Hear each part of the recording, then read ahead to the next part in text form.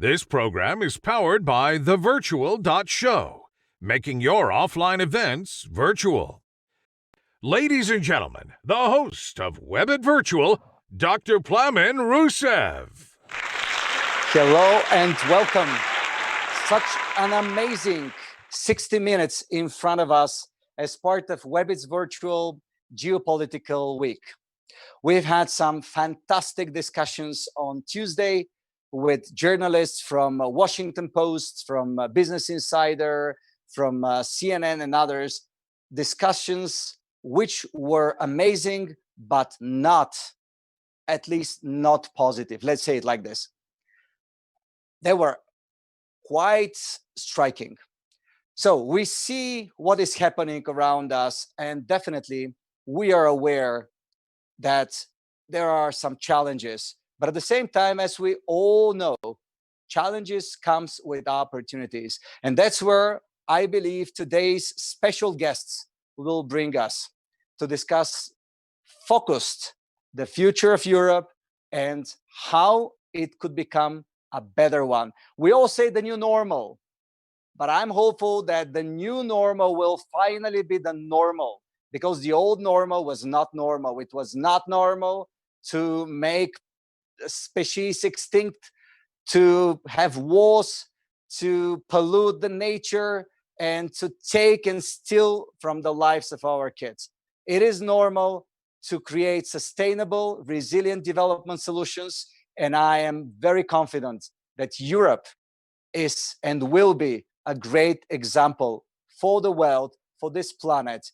And the two ladies I'm hosting today are very special. They're incremental in developing such solutions, in funding such solutions, and creating the desirable future for Europe and for the world. And without further ado, I would like to introduce you the guest of honor.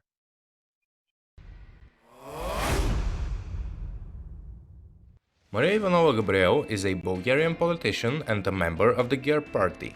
She is the current Commissioner for Innovation, Research, Culture, Education and Youth, and ex-European Commissioner for Digital Economy and Society. Previously, she was a member of the European Parliament from 2009 to 2017. There, she served as Vice President of the European People's Party Group, Vice President of the EPP Women, and Head of the Bulgarian EPP delegation. Mariya, welcome, Commissioner Gabriel. Thank you so much for accepting my invitation to join.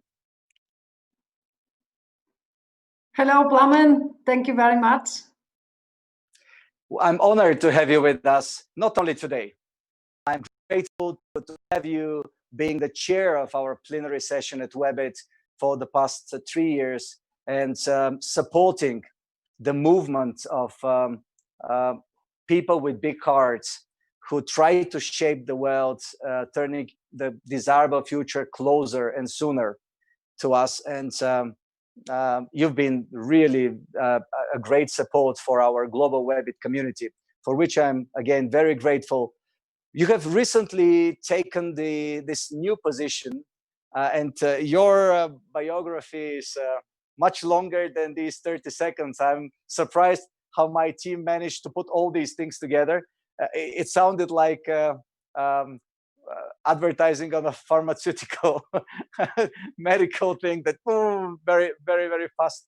But you're doing amazing things. So as part of your responsibility, you are not only overseeing innovation and research, but further education and obviously youth and culture. We've had 2 weeks ago here in this studio, the founder of Khan Academy and people from the education industry from all around the world. There are so many things that are happening, but I would like to know what are your main ambitions under your lead and what do they mean to you? Well, first of all, it's a great honor to be part of the WEBIT global community. And thank you very much, Plamen and Russev, because thanks to you, WEBIT has a very special role to play, because it's always a pleasure to participate in your visionary events, in your pertinent initiatives. So thank you. Thank you very much. Now, on my side, on the portfolio that I'm in charge, first, I'm very glad. For the first time in our European history, we have research, innovation, education, and culture under the same portfolio. That means that they are very closely linked. But now what I would like to see, first, to see that investment in research, innovation, education, and culture are strategic investments. What we already have seen during the crisis, that it's not an investment for our future, it's even an investment for our present. So I would like really here to strengthen these investment flows for disruptive research, breakthrough innovation, and that means that the main message to our startups, to our innovators, it will be Europe is your home. We count on you, and we would like really to support you, because your ideas, that's a benefit for us as the whole society. Second thing, I would like to see Europe as a leader not only in science and scientific publications. I would like to see deployment, commercialization of products. I would like to see application. And this time, with Horizon Europe program, with the European Innovation Council, with the European Education Area, we have more tools in our hands to transform this into reality. That will be very important this time, to have close cooperation between different policy areas, to have synergies between different instruments in order to help our companies to strive in Europe at the same time. Third element, your education. We all need to equip our people with the necessary skills and competencies, because that's one of the main elements. We can't achieve our goals without people that are equipped for. So I'm very glad that with the Digital Education Action Plan, I will continue to put an accent on the digital competencies. Actually, we need not only young people, but we need teachers, we need adults with these digital competencies. For the first time, we'll have a European University Alliances, that will be our European universities of the future, where at the beginning, private sector is working with our universities in order to better prepare our people for their future jobs. So what I can say, that this time I would like to see research, innovation, culture, and education at the same level, strategic investment with coordination, to be flexible, and at the same time to stay very pragmatic. I would like to see the benefits for our society. And we have very, very good tools in our hands. Thank you so much, Commissioner Gabriel. With your visionary leadership, I hear the desirable future we all want to build. Let me just make a quick note to our 12,300 people being with us. Thank you so much, wonderful WEBIT community from all around the world, for being with us. Obviously, what we are discussing here is so important for all of you, and I'm grateful to have you with us. Please use #WEBIT for all social media to contact us, to ask your questions. Many of you, actually, we had 9,000 registered, so we are already 3,000 above the registration level in advance. Many of you have asked questions, and today, for the first time, having these special guests, we shall be involving you live in the studio, asking your questions, and being able to do it in person with our guests. So #WEBIT, ask your questions, and get ready to be invited to our backstage and our live. It's all live now. We are all with you. Commissioner Gabriel, back to you. With the totally unexpected development of the COVID outbreak, and unfortunately the connected to this crisis, we've seen businesses being on hold. I mean, look at WEBIT. We are out of law, right? We can't do anything And we had to be innovative. We had to become virtual. Instead of once per year, we're 3 times per week now actively involved with our communities. But I'm sure that listening to you and following what you have been doing, you and the Directorate Generals in your portfolio have created timely responses. I would like to hear your take on that and maybe give us examples of how you and your Directorate Generals act in this unprecedented conditions. Thank you. First of all, it's true. COVID-19 outbreak has deeply disrupted our societies and our economies, even our partners globally. At the same time, these challenges created by the virus are extremely complex. But what we have shown during the crisis, together with my team, that we are really able to mobilize very quickly the necessary funding, and that's at the same time to insist on 3 key words: cooperation and coordination. First one, that's something very important. Second one, to be flexible, and that's something that we already discussed a lot during the previous years. And of course, to have framework conditions where different synergies, different policy areas are cooperating. And I have an example of every one of these single aspects. First, with my team, we didn't wait mid of March to react.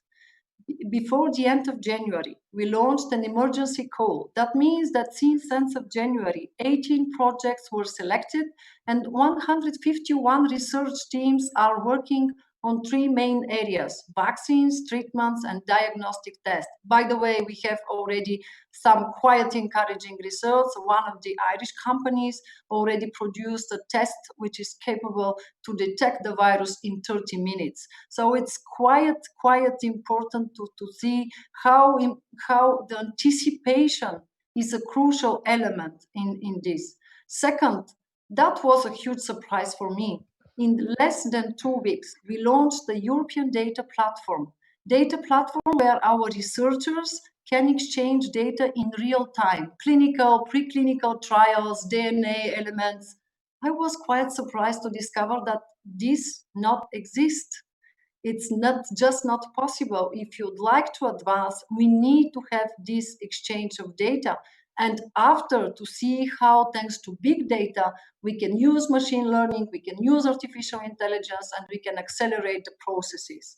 What was quite important too, it was our European Innovation Council. I'm quite proud of this, because during the crisis, we launched an extraordinary call, and in 1 week, we received more than 4,000 proposals.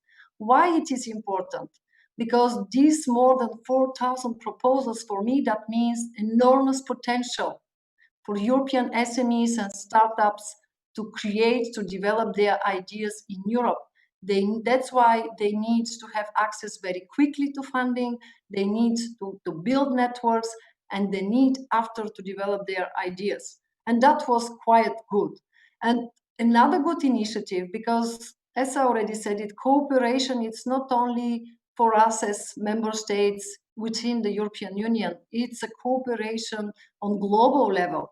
And that's why I'm quite proud, because I was part of the team of the President von der Leyen when we started to prepare our global response initiative.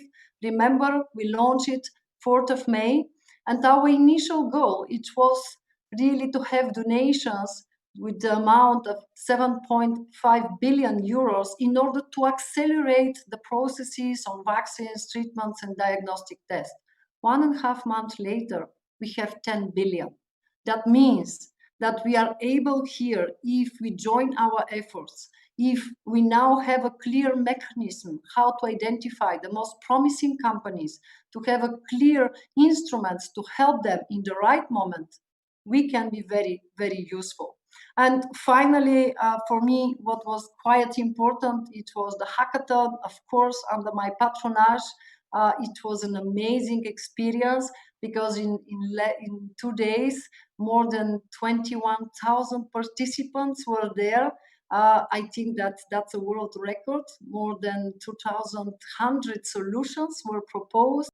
And 1 month later, to organize a matchathon again, And now they are all part of our platform where they can develop their ideas. So for me, during the crisis with my team, we managed to mobilize 1 billion euro from Horizon 2020. Just pay attention, it's the last year of the European budget.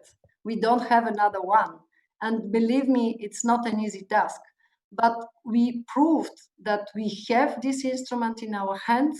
These instruments can be very flexible, can be the right instrument for the right moment. And I hope that now for the next budget of the European Union, for the next investment, strategic investments for Europe, that will be taken into consideration. Commissioner Gabriel, you don't need me in the studio. All my questions were answered. So definitely the ecosystem that we represent and the global WEBIT community has so much positive energy for what you're doing. And it's very great. It's really great. I was going to say very rare, but let me use the positive words. It's really great when policymakers not only catch up with expectations, but they exceed them. And this is the case because I knew many people who were doubting the success of the hackathon that you've mentioned. It was like phenomenal.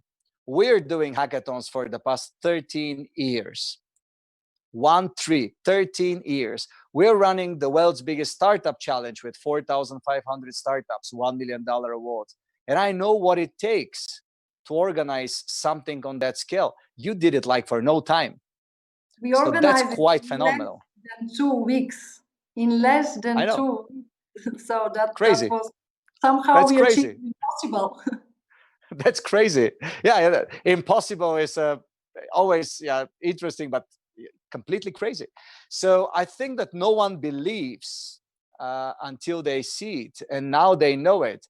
So you've set the level even higher for yourself, and you have quite some time on that post of yours. So the expectations are now higher than ever towards you. If you, please go ahead.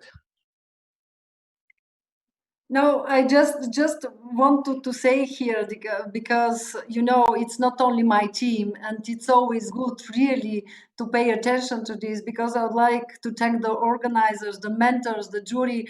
And I must say that this success is with the help of more than 3,000 dedicated volunteers. And we managed to have more than 1,200 partners that supported us in this endeavor: universities, businesses, public authorities, the media.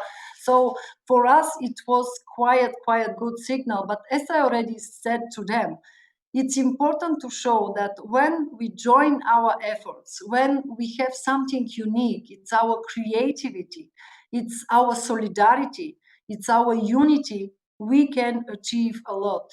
And another important issue, and I will continue to pay a lot of attention to this, that was quite important to see who are the winners.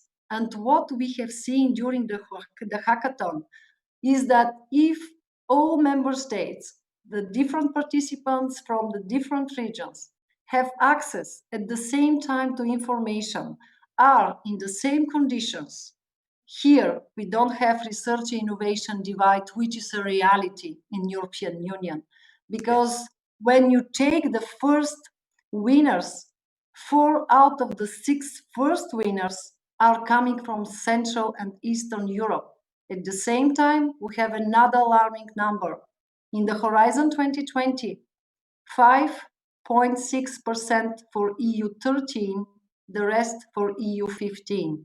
Okay, we have some very objective arguments. We need capacities. We need to build more infrastructures. We need to have access to networks, to funding. But the hackathon now is there to allow me to continue to work for this, saying that we need to tackle the research innovation divide in Europe. And thanks to the new digital tools, thanks to these kind of new virtual forms of cooperation, we have some very crucial elements to go in the analog world and to do it the same. So for me, it was quite encouraging. And on my side, I will continue to tackle this challenge, because we Please do. can't form a real leadership if you have this kind of divides, this kind of fragmentation. So I think that we should all pay attention to this. The potential is enormous in all our regions, in all our member states. Now it's up to us to give them support in the right moment. I would like to request getting very pragmatic in the second part, but what you're saying is phenomenal. And this proves the potential and also the opportunities. And of course, we just need to realize them. As of now, as we're discussing innovation, and I'm a confirmed believer in a pan-European innovation platform and network to be built on a basis of a public-private partnership. I would like to hear more about this, but now I would like to ask our 12,000 plus attendees to vote on their scale of optimism. We will have thumbs up and thumbs down. How optimistic are you for Europe for the next 3 years? You see the question below the video. Use your thumb up. You can vote only once, right? And if you decide that you're optimist and then pessimist, you change. It's better if you're pessimist and change to optimist by the end of this event. Commissioner Gabriel, if you allow me, I would like to introduce our next very special guest. And in this case, both of you, fellow Bulgarians, I'm so proud of, and having such a big impact in the future of Europe. Here is my next special guest. Mrs. Lilyana Pavlova is currently Vice President and member of the Management Committee of the European Investment Bank, responsible for IT and data governance, cohesion, transport, multi-annual financial framework related to cohesion and external lending mandate, advisory, joint assistance to support projects in the European regions, and European Investment Advisory Hub, joint European support for sustainable investment in city areas, relations with the Vienna Initiative, strategy for the Donau region. Prior to that, Mrs. Pavlova has been a member of the National Assembly of the Republic of Bulgaria, Minister for the Bulgarian Presidency of the Council of the European Union 2018, Minister of Regional Development and Public Works for 2 mandates. Ms. Pavlova, welcome to WEBIT Virtual. Thank you very much. Good afternoon to you all. Dear Plamen, it's really a pleasure for me to join this absolutely innovative approach and event you're organizing, as always, a pioneer. So I really congratulate you all and the whole WEBIT global community, especially you, for your energy, for your dedication, and being so passionate about it. Dear Commissioner, but you know, craziness is contagious. So I pick up from you, from Mariya, from these crazy people, right? Dear Mariya, I'm really honored and proud of you, because I think that Europe has really strong leadership in the face of our Commissioner Gabriel. Mariya is not only a leader, but a person full of energy, really to support and to drive forward innovations. And this, I believe, is a very important starting point, because in the crisis we are facing, the leadership is one of the most important things we need to boost the recovery. I would like to say here that this is the first ever WEBIT Virtual with 3 virtual flags of Bulgaria on the top of our speakers' video boxes. So that's great, and I'm very happy for having you with us. Ms. Pavlova, I would like to hear, we were talking with Commissioner Gabriel about innovation. Obviously, we discussed to get very pragmatic. Could you please share more information based on your analysis? What is really happening? What is the current status of the European innovation, and particularly investment analysis? Well, indeed, yes. Thank you very much. Today I represent the European Investment Bank, and I believe that the European Investment Bank also plays an important role in providing important financing, key financing in support of innovations across Europe. At the same time, we need to be fair and to see the analysis and the situation and what are the pros and cons in the situation and what are the lessons learned for us. Because on one side we see climate crisis, aging population, declining resources, and they urge us to transform the way we live, the way we work, the way we produce. Now the crisis, the COVID crisis, and the impact really is impacting a lot our economies, our countries, the way we live. So I think now this transformation it's really more than urgent. So innovation and technology are really crucial to have and to make this transformation happen, and really to be able to have smooth recovery, to limit the dependence, and at the same time to really boost and to support European research and innovation powerhouse, and really to become leaders, because we do have and we provide quite a lot of investments around Europe to support innovation and R&D. Unfortunately, European Union is still lagging behind, and which is if we compare with our competitors in United States and China, so we need to find really the best ways and steps, and as Commissioner already mentioned, they were identified, and we are going in the right direction. I think that really the advanced technologies and sustainability of those technologies is crucial, really to and as a result of crisis, we need to streamline funding and deeper European solidarity on one side. Good coordination and synergy between the instruments is important, because there are three important, three important messages we need to drive today. First, we need to ensure public and private blended finance, which could reach really the startups, the young companies, those who want to succeed, but maybe they need more time, they need more resources. I was going to ask you exactly this. What are the specific concrete steps that EIB can really do to boost innovation? Because it's important. One very important, really sad part of the analysis showed that unfortunately European investors appears to be more risk averse, and really kind of applying this wait and see attitude, which is not the driving force and not the driving attitude we need.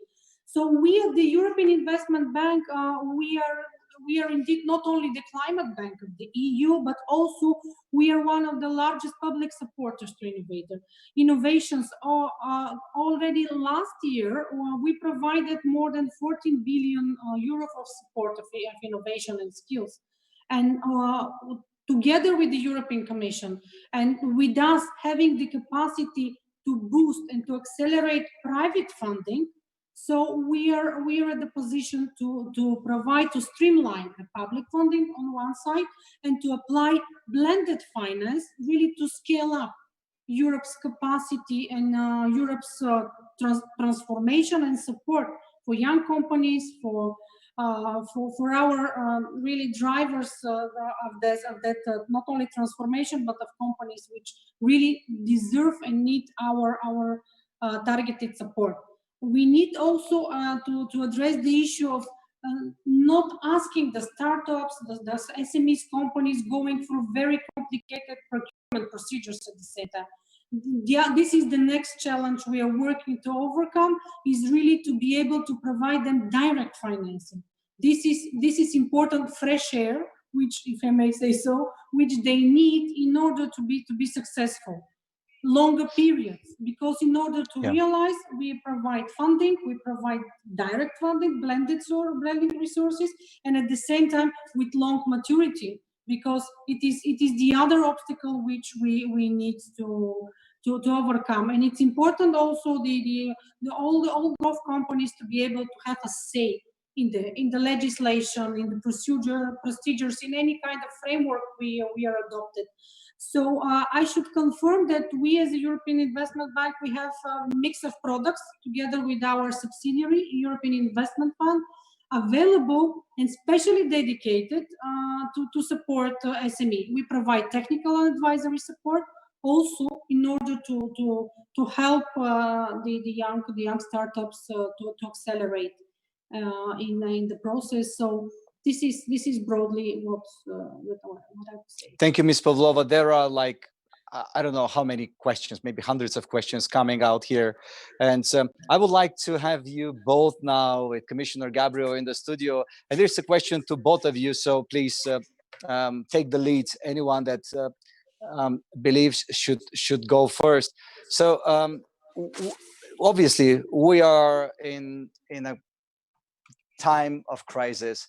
Now, how is it possible for using research and innovation policies now to be shaped and to allow easy recovery of this post-COVID period that we are entering? And we always say BC and before COVID, and hopefully after that a great Europe. So maybe Commissioner Gabriel to take a lead here. Yeah, but here I would like just to give again the example of the European Innovation Council, because that was just mentioned, and thank you very much to Vice President Pavlova, because on my side during the crisis, we are working extremely well with the European Investment Bank in order to support our innovative companies. And by the way, even today, we signed a deal with one of our European companies for 100 million. That means that we are able to provide this support. But allow me just to insist, that was said, we need to provide to our startups and our SMEs very rapid access to funding and not to have this burden of administrative procedures. The European Innovation Council is doing exactly that, because our ambition is to transform the European Innovation Council in a unicorn factory to support our top-class innovators, entrepreneurs, and small companies. That's why we have two instruments, and just to mention it, when we talk about funding, we are talking about 6 months. That's not the procedure that's during the years we don't know where we are going, and finally we don't remember where we are coming from. So my message here is, on one side we have a special instrument for companies to help them to develop their idea into product. And we have another instrument with 70% of the budget, and the budget for the next period is more than 10 billion. It will be to allow them, when they have a product, to create markets. Yes, we decided to invest more in disruptive technologies because we would like to have Europe fit for the digital age, to have a climate neutral continent, and we will be there to support them. And just allow me to give you an example. The current pilot project is already a huge success because the Council actually is supporting a portfolio of over 500 European high potential startups. And we have attracted over 4 billion euro in follow-up private investment for our supported startup, and over 40 of which have already achieved market valuations of over 100 million. So I think that we need to use this example in order to have more investment, to help our companies not only to recover, because that will be the next 2 years, one of our main work. Okay, great, but we need to be there for them in a more sustainable way, to feel them self-confident that in Europe they will have this support. With the new tools that we have in our hands with Horizon Europe, we can provide this. You just said something which I believe everyone in Europe wants to hear. And you also said something that was like small news. 100 million, did you say? Did I hear the right number, that you closed the deal today? Yes, today with the European Investment Bank, we supported one of our most promising companies They are working on a vaccine. I'm very proud because they are one of the most advanced in the world. So we will be there. And with the European Investment Bank since the beginning, that's our message to our European companies. We would like to support you. We would like to see you confident and independent in your work, because allow me to say that when we talk about research innovation, that always takes time. But during the crisis, we have seen that with more flexibility, coordination, with the diversity of instruments, we can accelerate the processes. That was completely unbelievable few months ago, that there will be a vaccine 1 year. Now we are talking about more and more. So I think that we should really take some lessons from this crisis and to see how in 3 months we will not forget them. Vice President Pavlova here, I know that EIB is very actively involved in supporting this whole process with vaccine. And can you tell us more about this?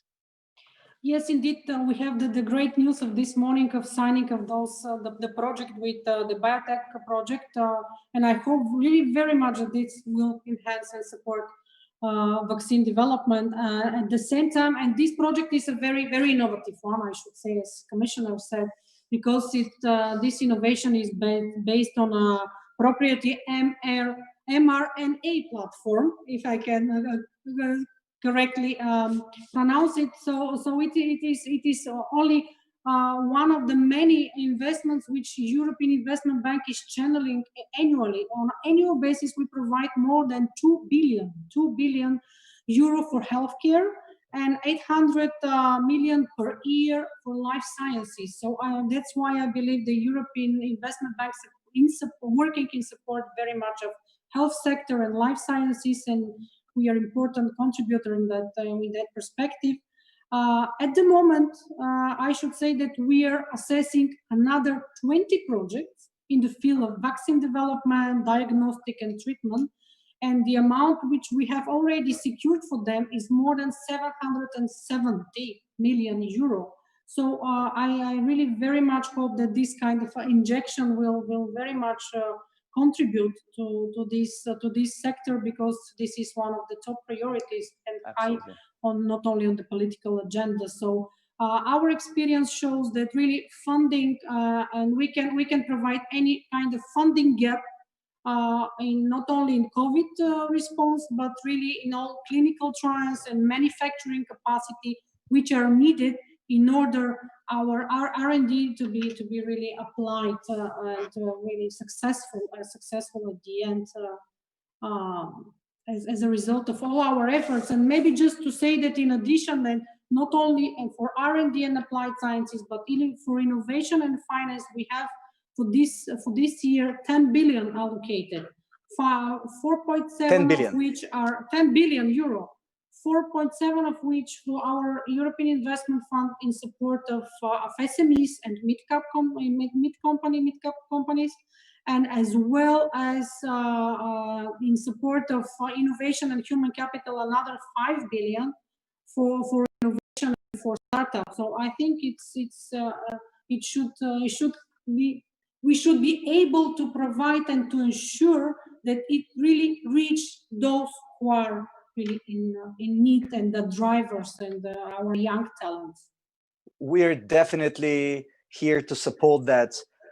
We have launched a partnership joining World Economics Forum, COVID's new platform they've built, and we are supporting with our startups. You know that only for COVID-19, we had over 350 applications for the COVID-19 Global Health Security Challenge.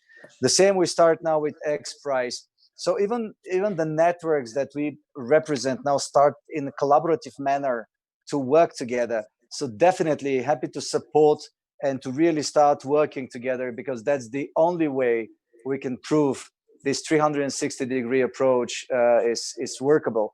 If you allow me, ladies, I would like to invite another special member of the WEBIT family and global community.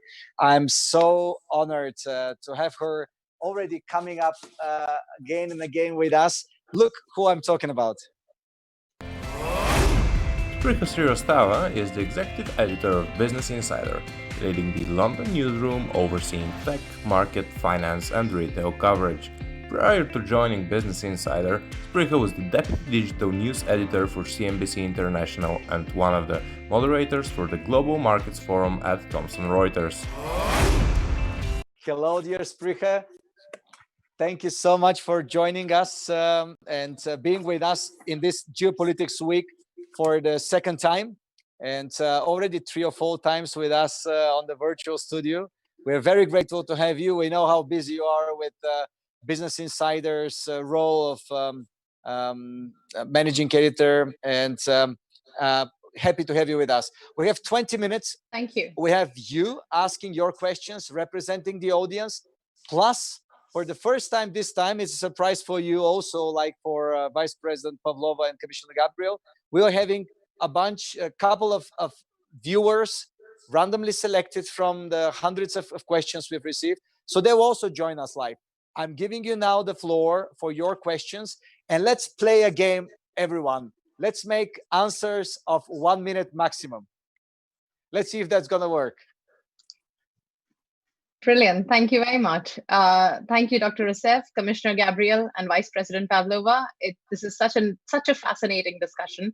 And I've been listening for the past half an hour, and it's so nice to be able to understand what the European Union is thinking, what exactly is going on in trying to solve this pandemic issue that's sort of has the world at a standstill.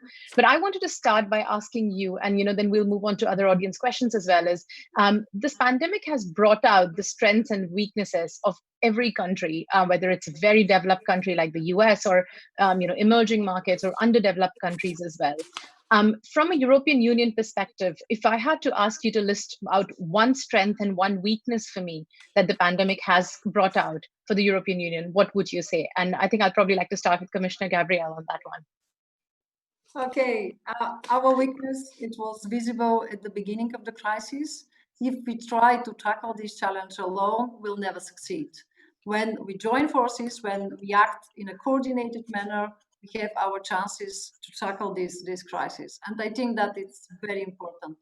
Second, science is really key. Science is critical if you'd like not only now to tackle this crisis, but to be better prepared for the future ones, because definitely this one, that will be not the last one. And if the next time we don't anticipate how important it is to have open science, how important it is to have data sharing platforms, how important it is to invest in research and innovation and to join them, that will be quite useless what we already learned during the crisis. So I will stop here. 1 minute. Thank you so much, Commissioner Gabriel. Vice President Pavlova, over to you. Well, thank you. Maybe to add and to continue what Mariya already mentioned, I think maybe in the very start of the crisis, there were kind of maybe lack of enough coordination. But at the end, I believe that Europe proved to be there for its citizens, for its businesses, and really a combination of unity and solidarity are crucial in those moments. So strong leadership and coordination. We gained the experience and lessons learned, and I think at the end Europe was able. Our leaders were able really to show this.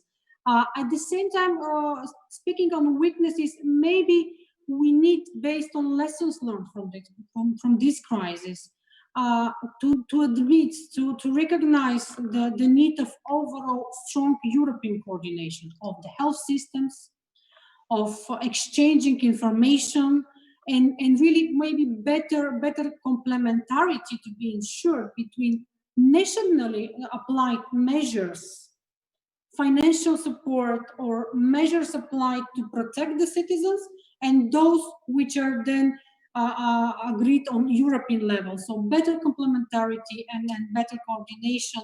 We have it in place now, but now we have learned our lessons, and I'm sure that we will really come out of this crisis stronger, better coordinated, and more united, because we all realize that none of the countries could deal with the problem alone. So it's better to unite and to unify all the efforts. Yeah, that's brilliant. That's really good from both of you. Just to follow up on that, so we now know that European Union needs to be better coordinated, and for a first crisis like this, European Union will be better prepared. However, a pandemic like this is not one in a century. It could come back again. It could, I mean, God forbid, I hope it doesn't. If it does happen again, how do you think European Union can coordinate with other countries? What sort of measures can be put in place on a global basis so that something like this doesn't happen in such an extreme fashion, and it can be controlled and contained in a very quick level? Yeah, maybe two important things. First, I think that the added value of our European approach of this crisis is really to say that it's important to have universal access for everyone to vaccines, to treatments. And that's why that was our engagement when we take this initiative on global response, is to say that now we have those 10 billions.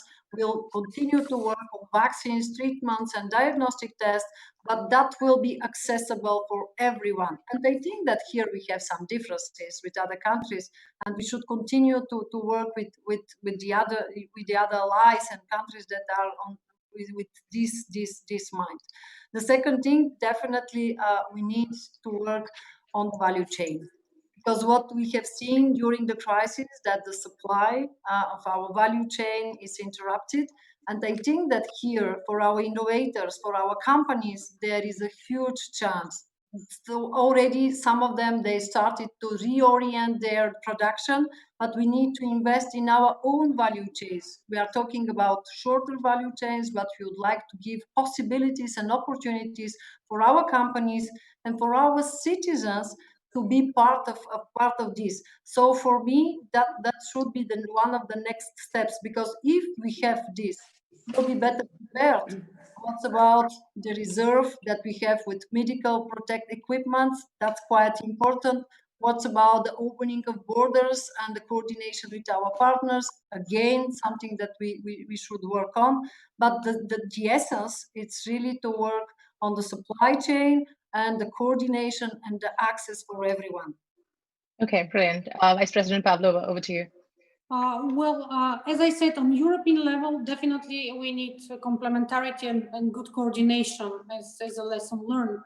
Speaking more globally, I think it's important to have mutual trust and understanding, because mutual trust really it's a key. It's a very strong message to be sent as a result of this crisis, because only globally we can provide the necessary support of corporate financial liquidity, stabilization of financial markets, supporting developing countries with high debt, strengthening really international cooperation and our leaders together with NGOs, with business communities, bringing all together in order to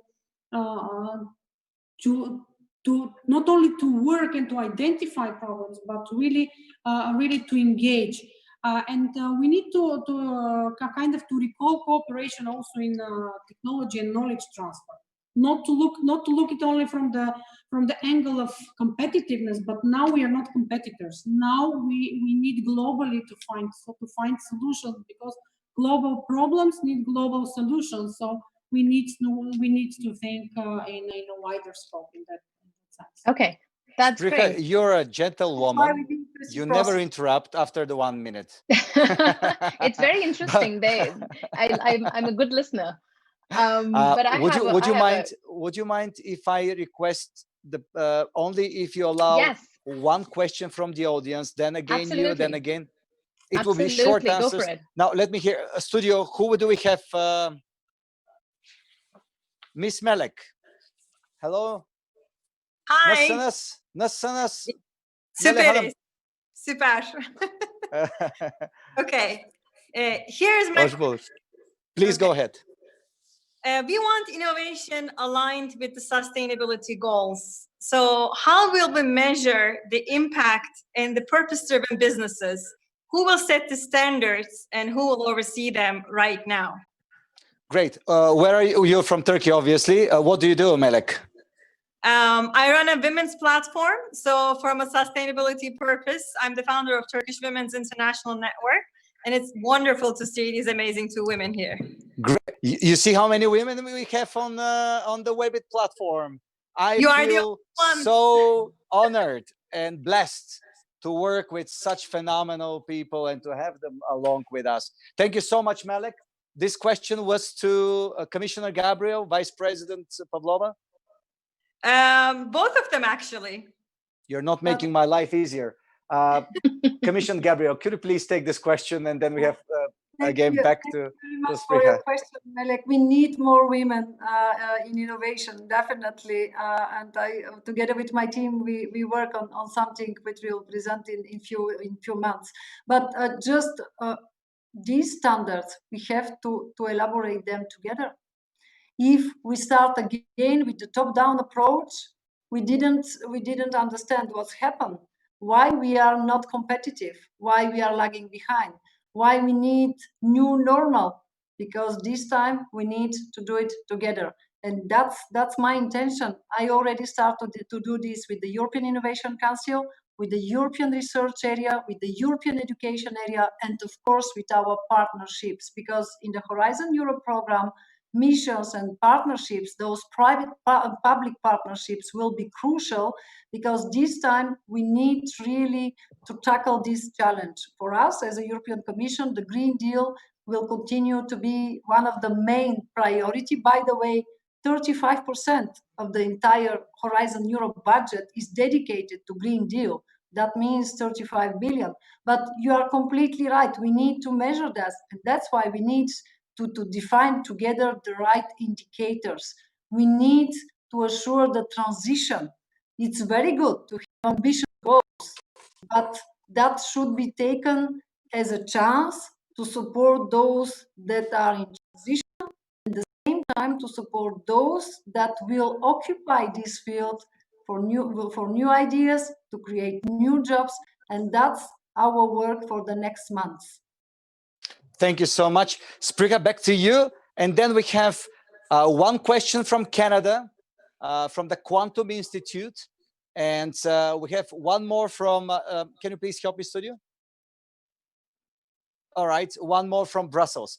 Okay, back to you. Thank you.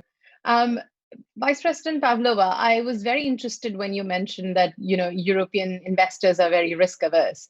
And I wanted to go back to that point, especially to ask about why European tech companies, or why isn't there a massive European tech giant, as a rival to the Amazon and the Netflix and the Facebook of the US? And if more and more of these US tech giants start to operate in European Union, the Union is also making it a little difficult for them to operate because of the tough stance they take on it. So is this stubbornness, is it going to cost European Union in a way, or are we going to be able to push companies to become tech giants to compete with the big ones from the US?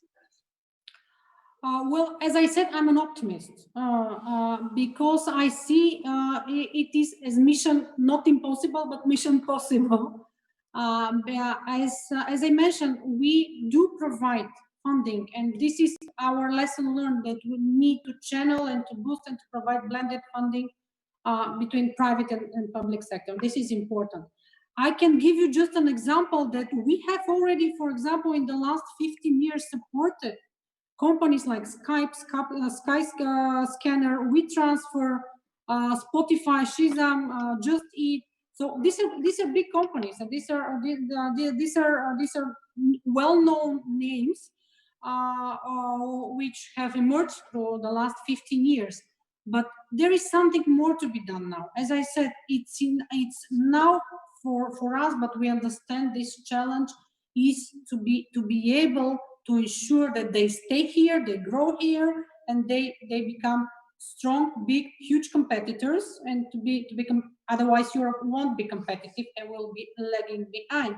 So the way forward is really to provide tailor-made funding, which is really fit to the purpose, and which really acknowledge the need of longer terms, waiting period, supporting the production period.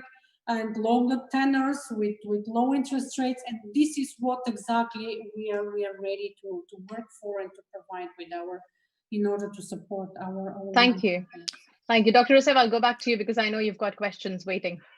Spriha, you're amazing. And Vice President Pavlova, I can't agree more. It's not about growing the companies, it's about being able to make them global.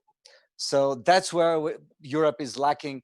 Let's see North America's point of view. We have someone from Canada here. Michelle? Sí, Blagodaria Plamen. Hello, Commissioner. Oh, look at this. Yeah, I remember from the wonderful visit I had to Bulgaria. And Vice President Pavlova, thanks so much for your really insightful comments. I'm Michele Mosca from the University of Waterloo. I work in quantum computing and quantum safe cryptography. The aim is to enable society to benefit from quantum technology, but at the same time, to be safe and resilient in the context of quantum-enabled attacks and disruptions. That's where I'm coming from. And now we're currently paying a big price for our past complacency when it comes to not preparing and not being ready for resilient against future threats. And I'm worried about the amnesia that Commissioner Gabriel mentioned. So the question is, what can we do now while there's a visceral appreciation of these realities and these consequences before the amnesia kicks in to make sure that resilience or non-resilience of new systems, new policies, new solutions is a key factor in our short-term decision-making going forward versus becoming yet again an externality that gets internalized eventually later when there's a crisis and massive losses.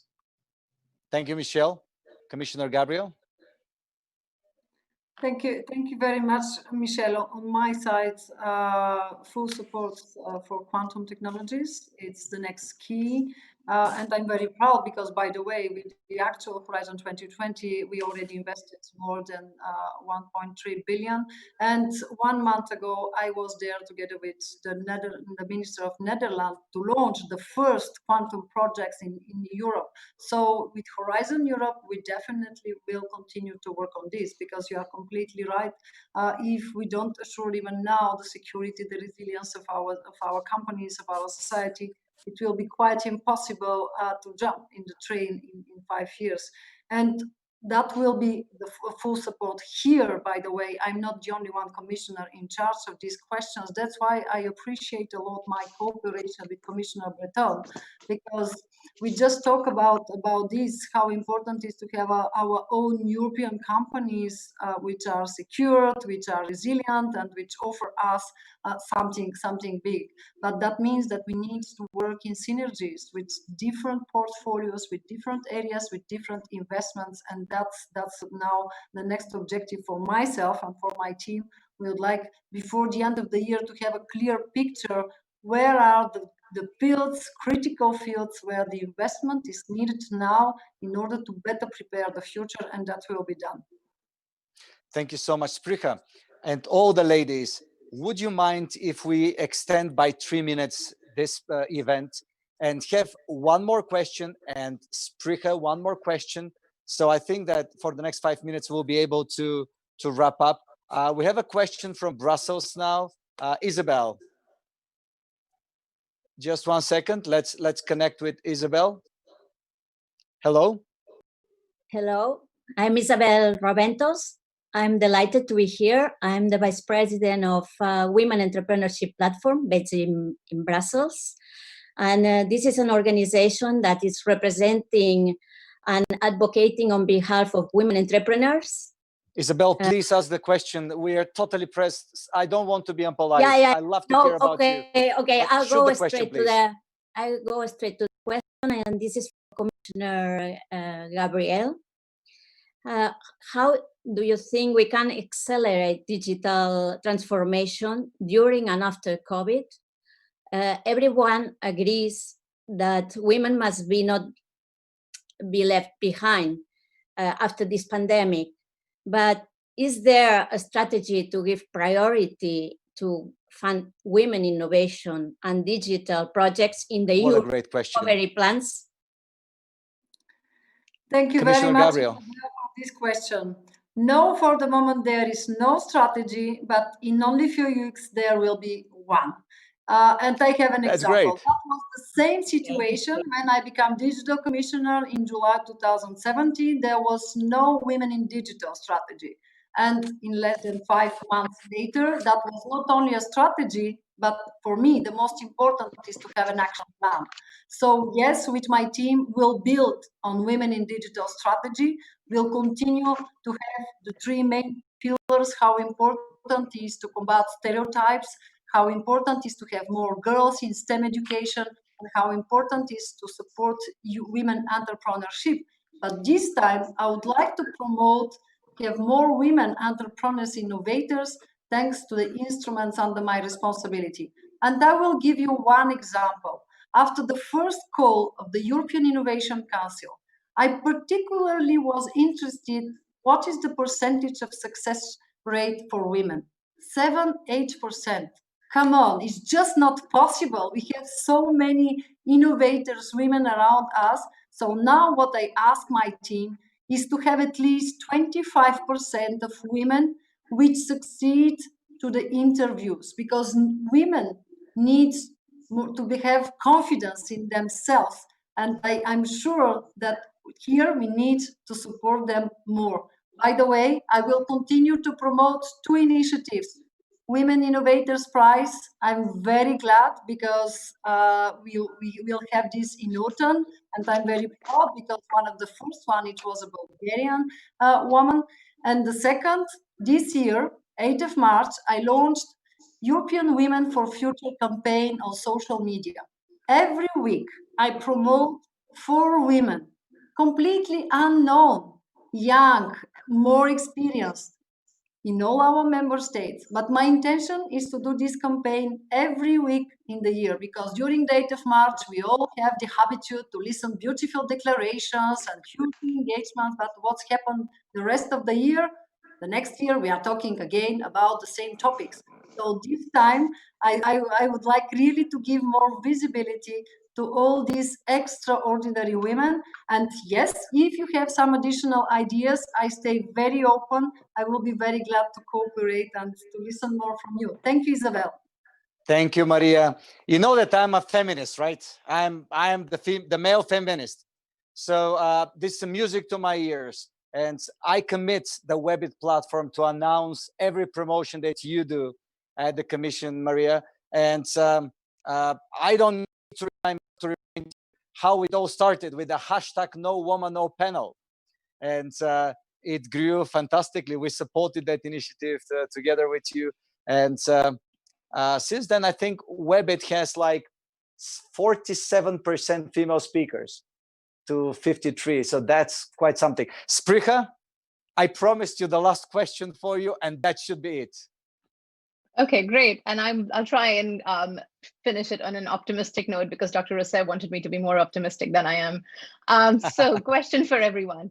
The European Union has gone through, the bloc has gone through a tough time in the last few years, really, with Brexit and other countries as well, sort of wanting to move away from the bloc.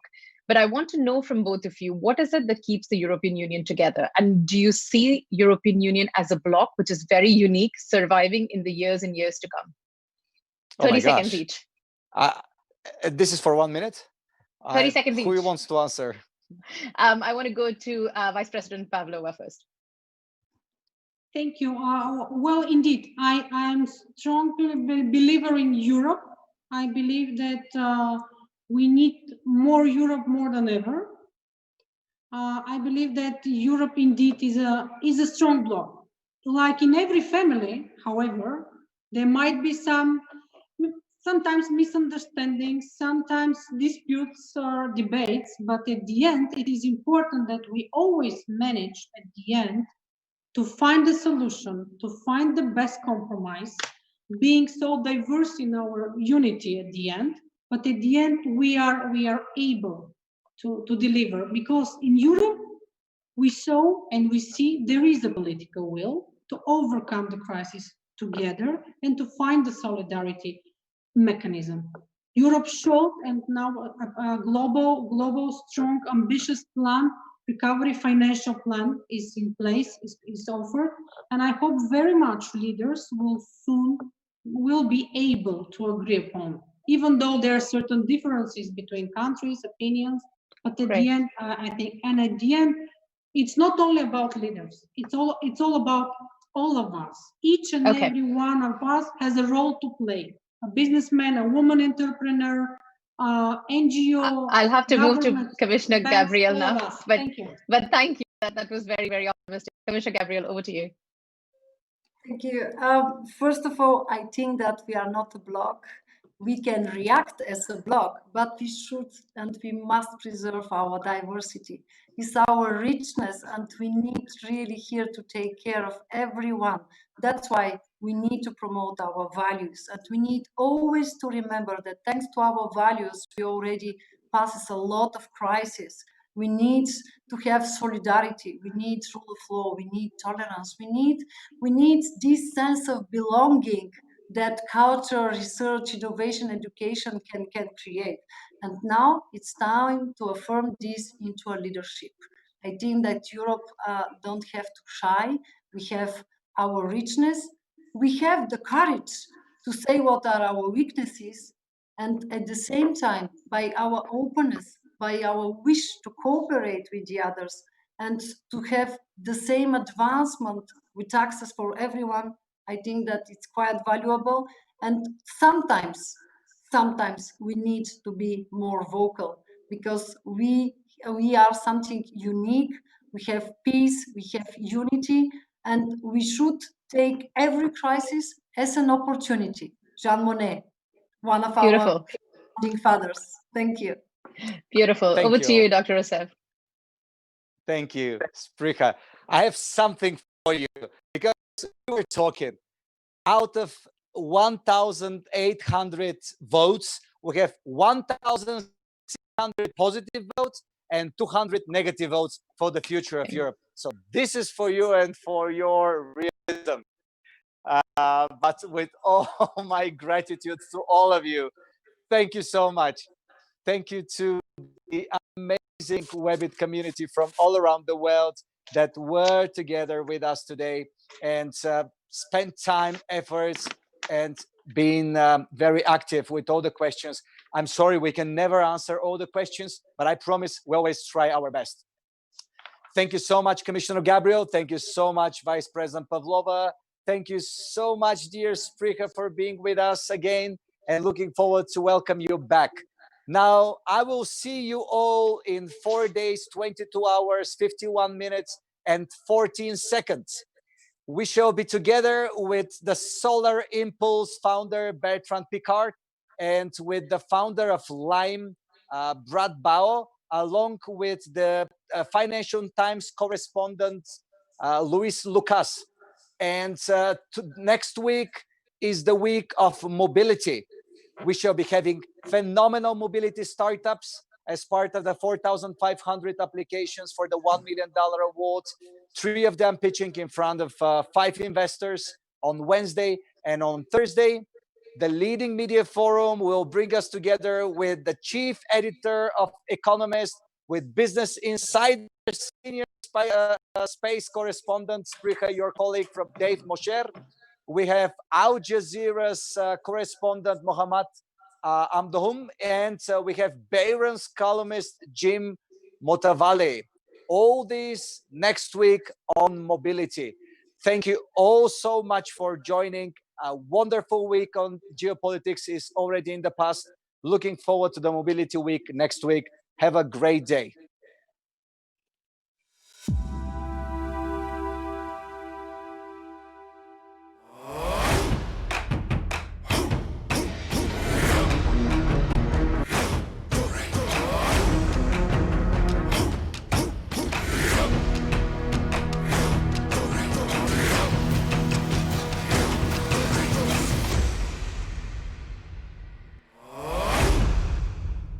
This program is powered by the Virtual.show, making your offline events virtual.